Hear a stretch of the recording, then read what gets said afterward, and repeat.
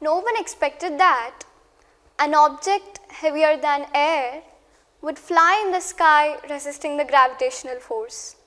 But Wright brothers made it possible. No one imagined that the human voice would go beyond the continents, but Graham Bell made it possible. No one thought that India would teach the world how to count, but Acharya Aryabhatta taught with his invention of zero. Everybody thought that painful groans of patience during an operation while cutting the skin would continue forever. But Sir James Simpson gave a great relief to mankind by discovering chloroform. All the above things had taken their shapes in their minds before coming into reality.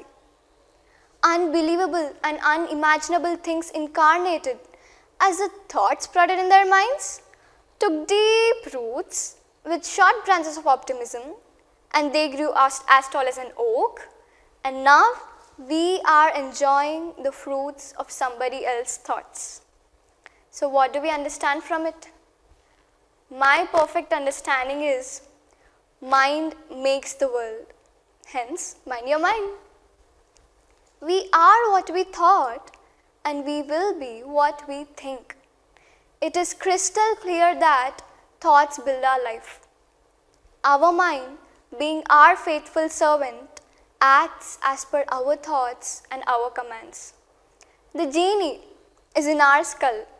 All we need is we have to be the Aladdins of our own lives. So let's decide what kind of life we want. Okay, positive thoughts. They lay a super highway for life. So that's the reason why people advise us to think positively. Okay, negative thoughts. They bring what we don't want. If we don't want to invite what we don't want, let us only think about what we want. I repeat it again. If we don't want to invite what we don't want, let us only think about what we want. So let me present an example. Now this coronavirus is literally ruling the world, made us kneel down before it, people lost their jobs, world's economic conditions are pathetic, business kingdoms lost to this small coronavirus, and the lives of the men are at the mercy of this lifeless coronavirus. World citizens' economic conditions are pathetic. Everywhere we go, there is a pessimistic environment. So, what are you doing? Are you a faithful listener to all these pathetic tales of the people? If you are so, you are committing a blunder.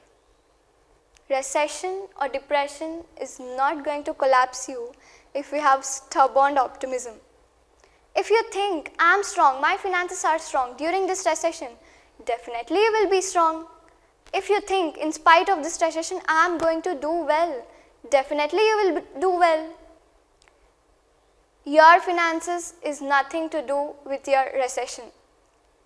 Don't listen to the people who always talk about problems. Let your mind be untouched to all the pessimistic talks of others. Your billionaire is in your mind even during the recession. I emphasize again, your billionaire is in your mind even during the recession. Visualize that you are the richest. Please remember, you will become what you think. If you always think about recession and financial difficulties, definitely you will remain Kuchela. Your mind is your Lord Krishna who is going to give you the riches. Take shelter under the optimistic rooms of your mind. If you always think about recession and financial difficulties, definitely you will be poor. Definitely you will be in the pools of poverty. Don't get affected by others' pessimistic talks. Others' pessimistic talks never dominate your thoughts unless and until you accept them mentally. I emphasize again, others' pessimistic talks never dominate your thoughts unless and until you accept them mentally. Life is like a mind game. It is in our hands, it is in our thoughts, how we lead our life. So let me share with you how I culture my thoughts. I personally feel that my thoughts are the raw materials for my glorious life. So I don't want to choose substandard material. I know that every thought, every negative thought pushes me to an ordinary and meaningless life. So I made myself negative resistant. So let me tell you how. When I was in 8th grade, my father gave me a book written by Madam Rhonda Byrne. That book really opened the doors of my mind. Later, I read the books written by Sir Joseph Murphy and Madam Sanaya Roman. All these books made me culture my thoughts. I made one more wonderful habit. Before completion of any task, I visualize that I have done the task successfully.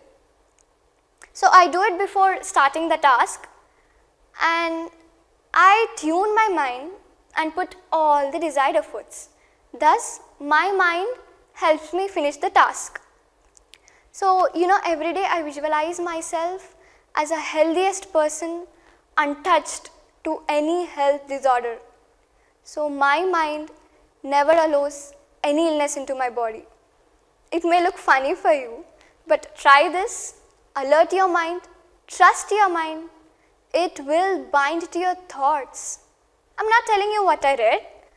I read it, practiced it, experienced it, and enjoyed the results too. So I know that my life is in my thoughts.